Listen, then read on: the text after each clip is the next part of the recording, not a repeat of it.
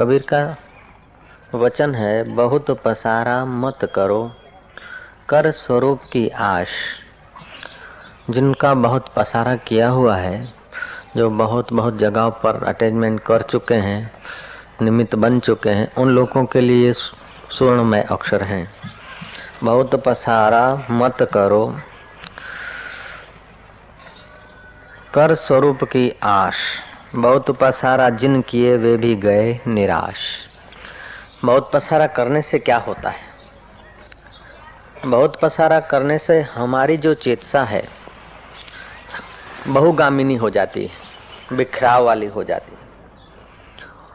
और बिखराव वाली जो चेतसा है वो हमको अपने घर से दूर ले जाती है। इसलिए श्री कृष्ण का वचन है कि अनन्य चिंतयन्तो माम, अनन्य भाव से, अन्य भाव से नहीं, अनन्य भाव से। हम लोग बिखर गए हैं, बट गए। हमको पता ही नहीं कि हम पढ़ते किस लिए हैं।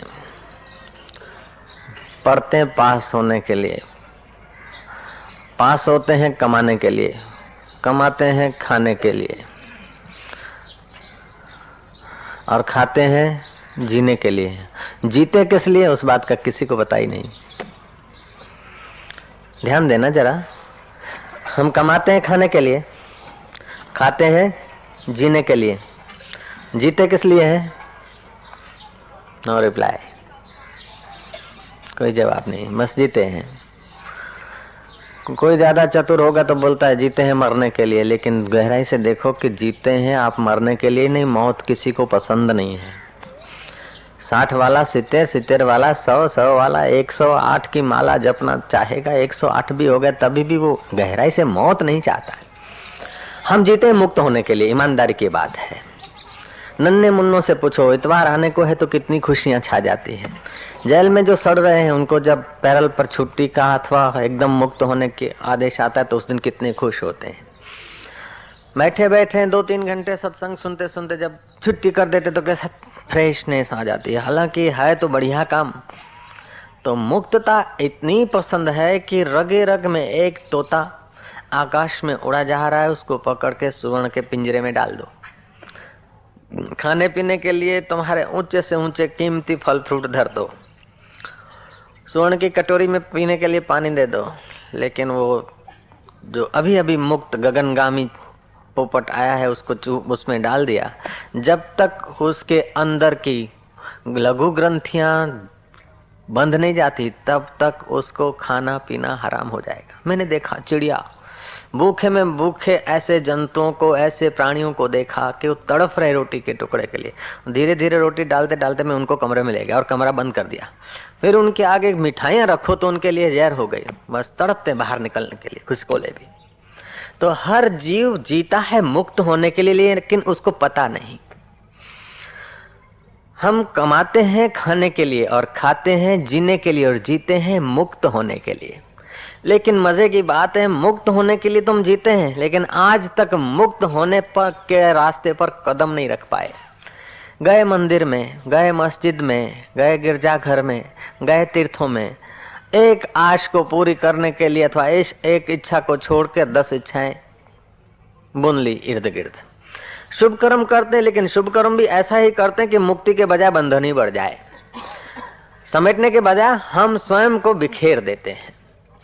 ऐसे लोगों के लिए जिनके पास श्रद्धा है, जिनके पास कुछ समझदारी भी है, ऐसे लोगों के लिए ये दोहा जो कबीर जी का है सुवर्ण अक्षरों से लिख लेना चाहिए अपने हृदय की डायरी में। बहुत पसारा मत करो, कर स्वरूप की आश। बहुत पसारा जिन किया वे भी गए निराश। क्योंकि जगत का तुम कितना भी बहुत पसारा करोगे लेकिन वो उसमें आशा तृप्त नहीं रहेगी, आशा निराशा में ही बदलेगी। ओम ओम। तो यहाँ आज श्री कृष्ण का वचन है, आरुरुक्ष मुनेर योगम। योग में यदि आरूढ़ होना चाहते हो तो तुम्हारे लिए कर्म कारण है। कर्म करो लेकिन फल की इच्छा न रखो, फिर भी फल की इच्छा हो जाती है। कई लोग बोलते हैं कि हम तो निष्काम भाव से करते हैं, देश की सेवा करते हैं। देश की सेवा करने वाले लोग ऐसा मानते हैं कि भगवान ने देश को बनाया है, कहीं न कहीं कमी रख दिया है, हम सेवा करके वो कमी निकाल के लोगों को सुखी कर देंगे। ऐसी बात नहीं है। देश की सेवा, कुटुंब की सेवा, परिवार की सेवा, ये सब सेवा जब तक तुमने गीता को ठीक से समझा नहीं, बुद्ध पुरुषों का सानिध्य किया नहीं, तब तक मन तुमको सेवा के बहाने अपनी इच्छा तृप्ति में आपको बांटता रहेगा, बिखेरता रहेगा। और हम बिखरते बिखरते यहां तक पहुंच जाते हैं कि लोगों की नजरों से तो हम धनी हो, संत हो, प्रसिद्ध हो, सेठ हो, शाहूकार हो, लेकिन अपने आप में हम देखते हैं तो कुछ न कुछ खटकता रहता है, कुछ न कुछ कमी होती रहती है। कमी तब दिखेगी जब कमी वाले में हम बैठेंगे, और पूरा तब दिखेगा जब हम पूरे में बैठेंगे। अंतःकरण और शरीर, मन, शरीर और संसार, ये प्रकृति की चीजें हैं। प्रकृति कोई दिन पूरी नहीं है, और जब तक हम संसार में, शरीर में या अंतःकरण में बैठे तब तक हमें पूर्ण तृप्ति नहीं होगी। अभी कह देते हैं कि बस एसएससी पास हो जाए, बस शांति, बापू परीक्षा છે, પેન ને હાથ અડાડો, બસ બીજું કઈ નથી માંગતો। ભલે ભઈલા, ગંગામાઈની કૃપાથી, વરદાદાની દયાથી, તારી મહેનતથી જે તે કહો તું પાસ થઈ જા। થઈ ગયો પાસ, પછી કે કેમ કે બસ બહુ સારું થઈ ગયું, પેંડા ખાઓ, હવે કે બીજું કાંઈ નથી જોતું, પણ કોલેજમાં દાખલા મળી જાય, બસ એટલી જ વાત। चलो कॉलेज में भी हो गए, एलजीबीजी करते करते डॉक्टरी कोर्स लिया और एमबीबीएस भी हो गए। अब क्या हाल है कि हमारी पोस्टिंग जरा बड़ी सिटी में हो तो ट्रेनिंग लेने में मजा आए। पोस्टिंग बड़ी सिटी में हो गई, फिर कि बापू अब सर्विस नहीं, अपना दवाखाना खोले तो अच्छा है। दवाखाना अपना खोला, अब आप तृप्त हो गए। जिन्होंने अपना दवाखाना खोला है और देह छुरी घुमाते रहते हैं, सेवा के बहाने वाड़ीलाल में जाते हैं, वीएस में जाते हैं, और जगह जाते हैं, और फिर वहां से चुन चुन के मुर्गे अपने उसमें भरते और कटाकटी करते हैं। और माड़ी पे माड़ी है, कार है, 2 कार है, 4 कार है, ऐसे लोगों को मैं जानता हूं। अपना प्लेन है, ऐसे डॉक्टरों को मैं जानता हूं। फिर भी उनकी गहराई में देखोगे तो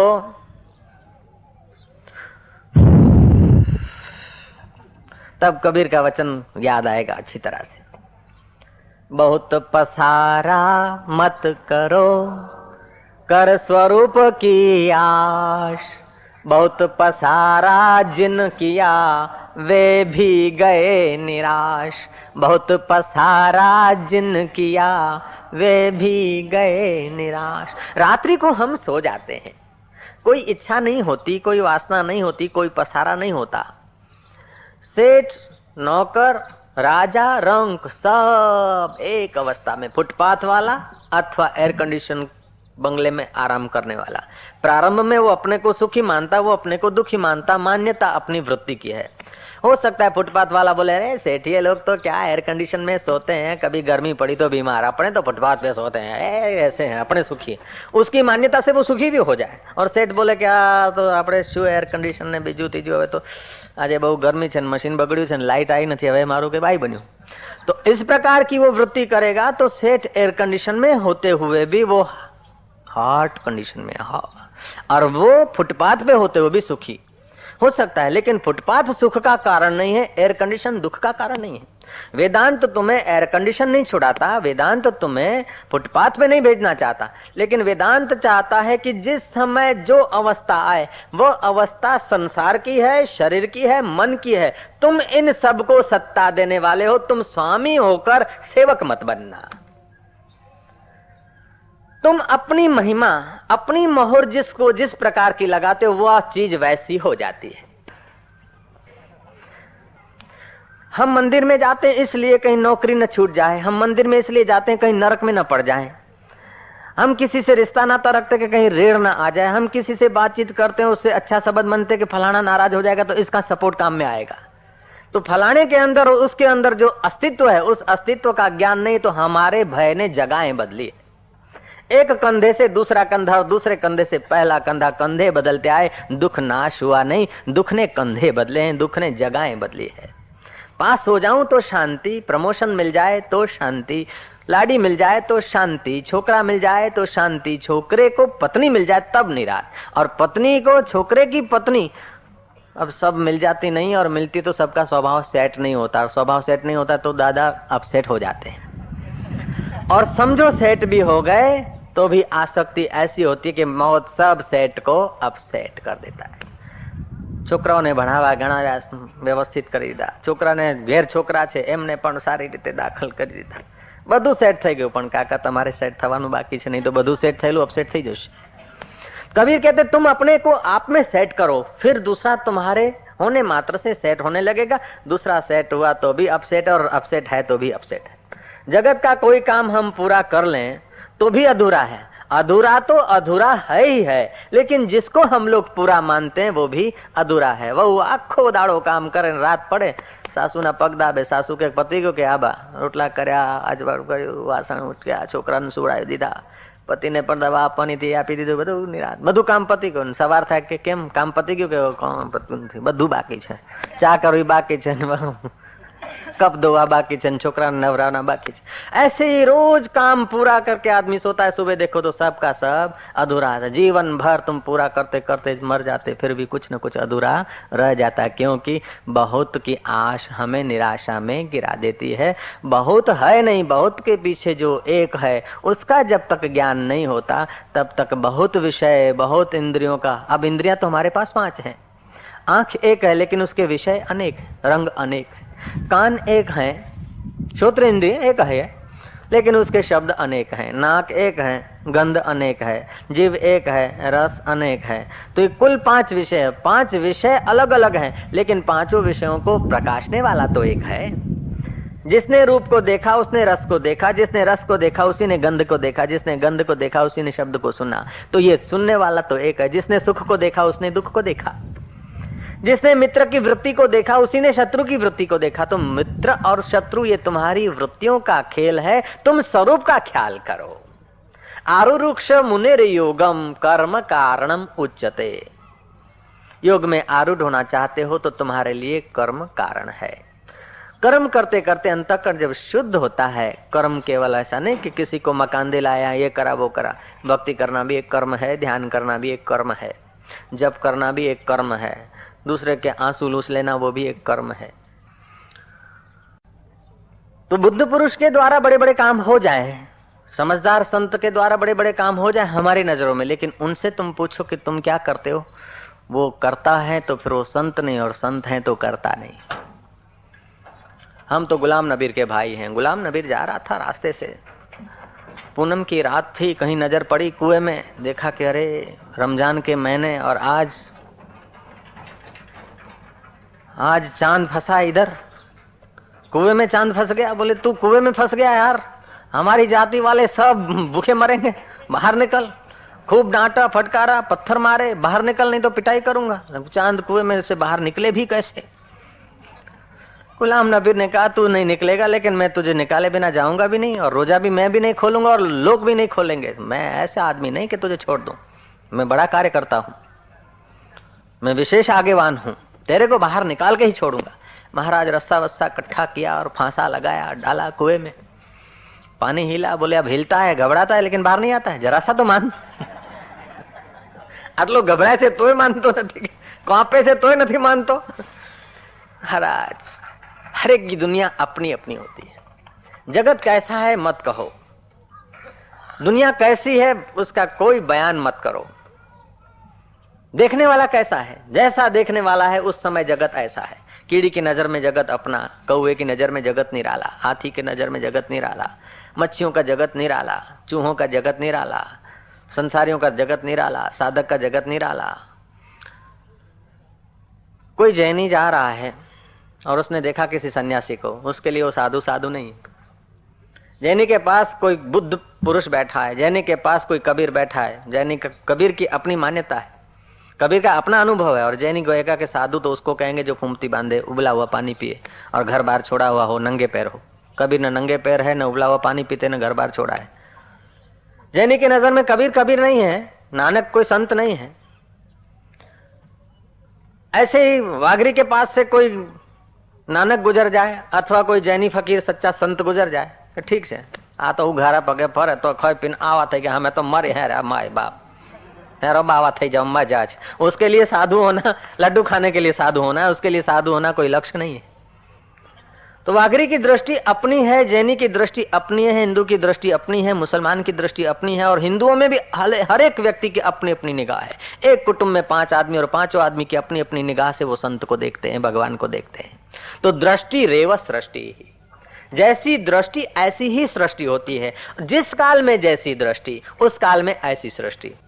जैसे जैसी तुम्हारी योग्यता बढ़ती जाती है, जितनी जितनी वासनाएं कम होती जाती है, इच्छाएं कम होती जाती है, और आप अपने आप में आते रहते हो, घर में आते रहते हो, उतना उतना आपको ख्याल होता है कि जीवन कितना मूल्यवान है, सत्संग कितना मूल्यवान है, और फकीर का शब्द कितना मूल्यवान है।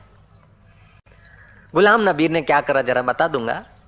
फांसा डाला, खूब हिलाया, पेલું આપણે ડોલ બોલ ફસાઈ જાય ને તો બિલાડી ન ફેરવી અંદર, એવી રીતે પેલો ફાંસો ફેરવ્યો અને ફેરવતા ફેરવતા कोई चट्टान में फंस गया वो फांसा। गुलाम नबी के यार अब तो तेरे को फंसाया तो है, निकाल के छोड़ूंगा। जोर मारा, अब चट्टान से जोर क्या चलता है, बोले कुछ भी हो मैं तेरे को निकाल के ही छोड़ूंगा। महाराज निकल नहीं रहा, पसीना पसीना करो। बोले मैं मर्द की औलाद हूं, मैंने अपनी माँ का दूध पिया है, अब तू कौन है, माँ क्या है, दूध क्या, तू नहीं जानता, केवल सुना सुनाया है, माँ का दूध पिया है। ये सब अहंकार के खेल हैं। मैं मारी माँ नो दूध पीधू छे, आई जाते तारी बा नो दूध पीधो है तो।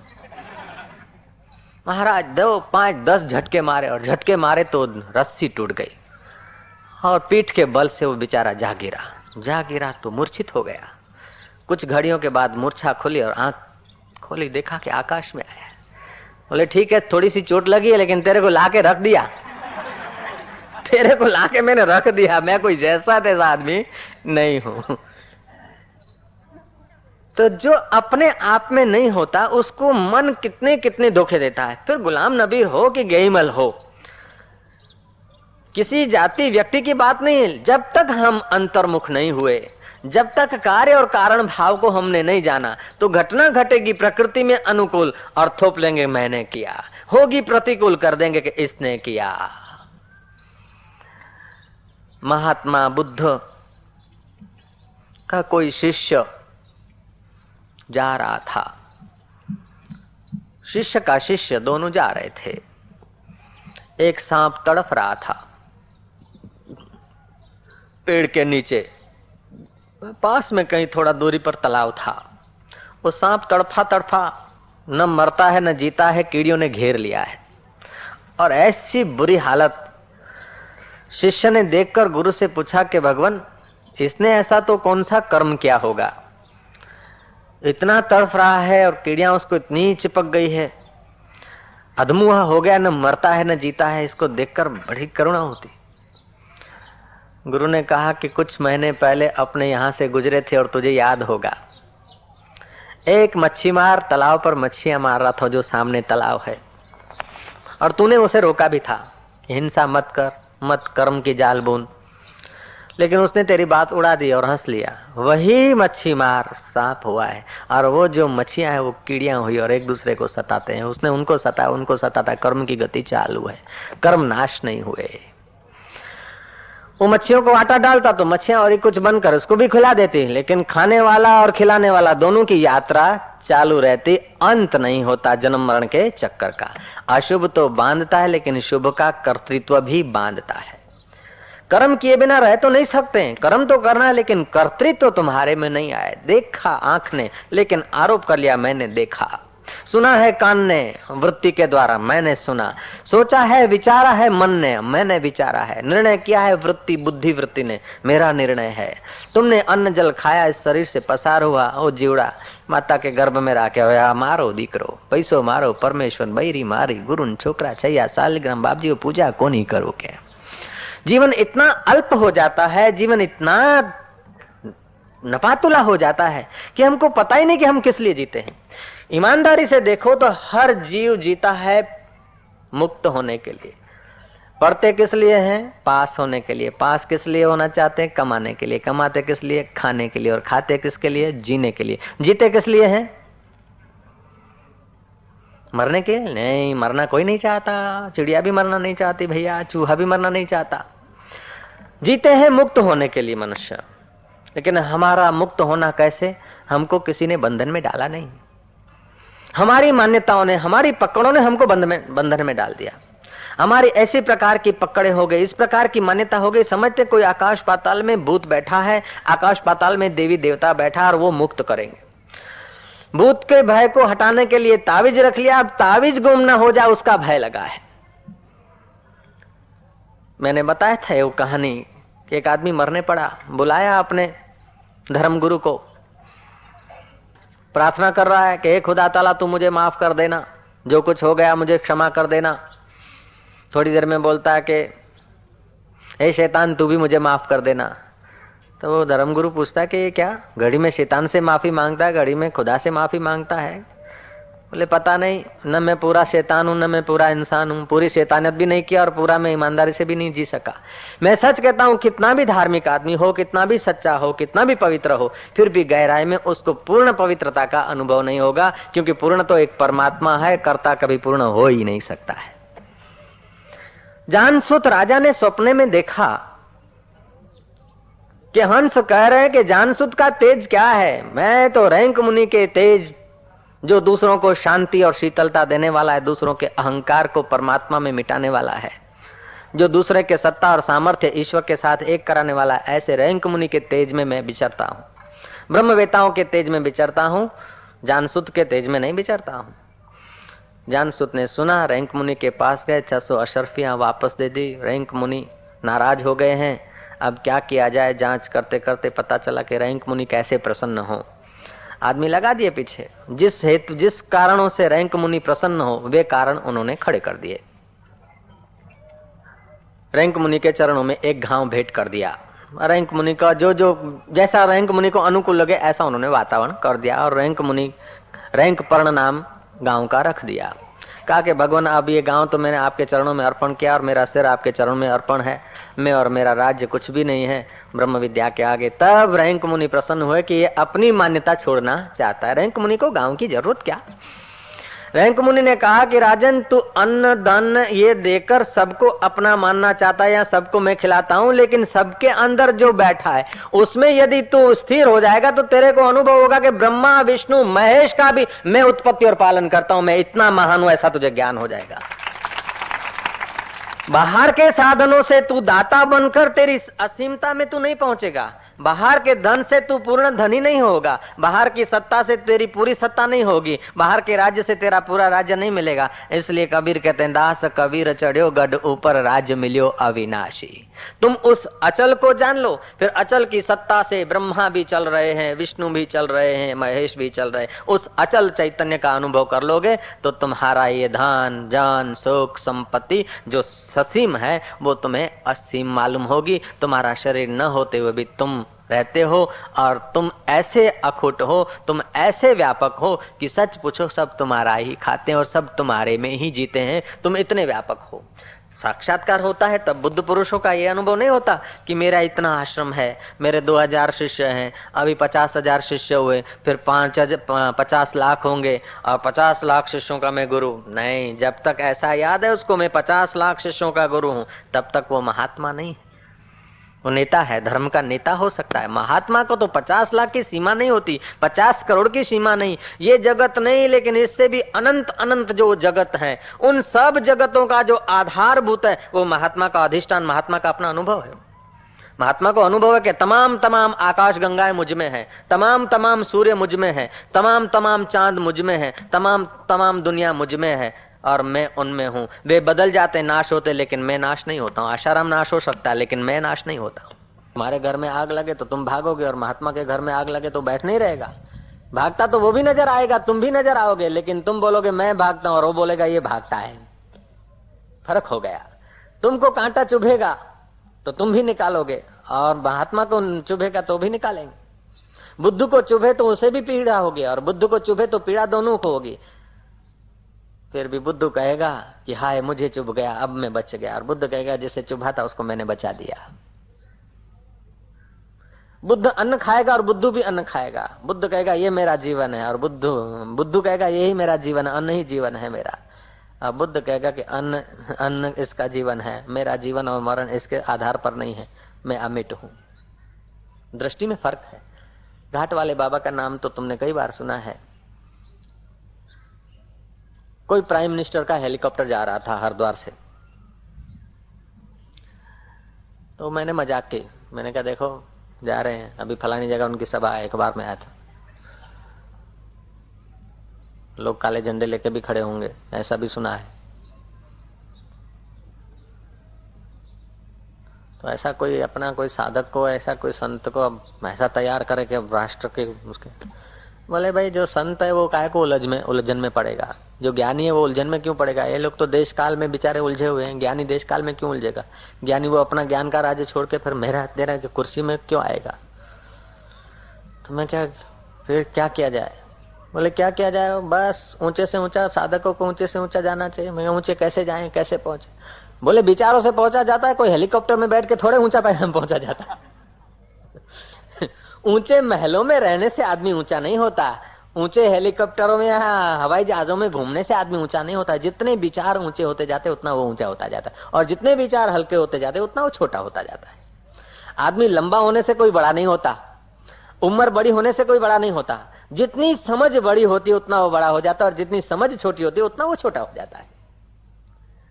तो जो रुपयों से नहीं हो सकता, जो धन और सत्ता से नहीं हो सकता, कुटुंबी और पड़ोसियों से नहीं हो सकता, जिनको जीवन भर तुम साथ में लेकर घूमते हो, वे लोग जो नहीं दे सकते हैं, वे वह बात संत लोग तुमको हंसते हंसते दे देते हैं। लेकिन फुर्सत नहीं मिलती। क्यों कि हम इतने बिखरे हुए हैं, इतना हमने आश को फैला रखा है कि हमको अपने घर में लौटने के लिए भी परिश्रम करना पड़ता है।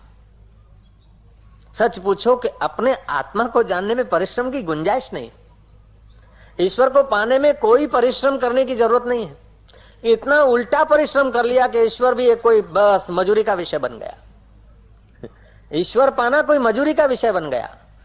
हसीबो खेलीबो धरीबो ध्यान, अहर्निश कथिबो ब्रह्म ज्ञान, खावे पीवे न करे मन भंगा, कहे नाथ में तिसके संगा। ऐसा कुछ संस्कार, ऐसा वातावरण घुस गया। वशिष्ठ कहते हैं राम जी, इस जीव को बाल्य अवस्था से जो मूर्खता के संस्कार न मिले, बचपन से इसमें यदि मूढ़ता के संस्कार न सींचे जाए, तो मुक्त होने के लिए कोई विशेष परिश्रम की आवश्यकता ही नहीं है। बचपन से गलत संस्कारों सींचे जाते हैं। बच्चों में, बच्चे को मां कहते देख देख नहा लिया, आप कितना अच्छा लगता है, तू बड़ा होएगा, तू पढ़ेगा, तू डॉक्टर बनेगा, लोगों को चूसेगा और बंगला बनाएगा और सुखी होएंगे। अब सुखी क्या, दूसरे सुखी है कि ये होगा। फिर तो समझते कि ये जुटाने के बाद सुख होगा, ये जुटाने के बाद, ये करने के बाद सुख नहीं। सुख तो अभी तुम सुख स्वरूप हो। जितनी इच्छाएं कम उतना सुख ज्यादा, और इच्छा नहीं तो परम सुख का भंडार हो गया हो। बहुत पसारा मत करो कर स्वरूप की आश, बहुत पसारा जिन किया वे भी गए निराश। सिकंदर चले गए, सीजर चले गए, अमेरिका के प्रमुख दिन भर परिश्रम करते थे, किसी दुकान में नौकरी करते थे, और शाम को किसी विद्यार्थी के किताब उधार लेकर रात को पढ़ते थे। एक शाम को देखा कि कोई लक्कड़हार ताप में लक्कड़ काट रहा है, कटते नहीं, पसीने पसीने से तरबतर है। हृदय भर गया दया से, लिया उसका हथौड़ा कुहाड़ा, लक्कड़ काट के उसको दे दिए। उसने जाके बेचे तो दुगने पैसे हुए, उसके हृदय की आशीष मिली। उत्साह भरे व्यक्ति को किसी की आशीष मिल जाती है और अपना उत्साह होता है।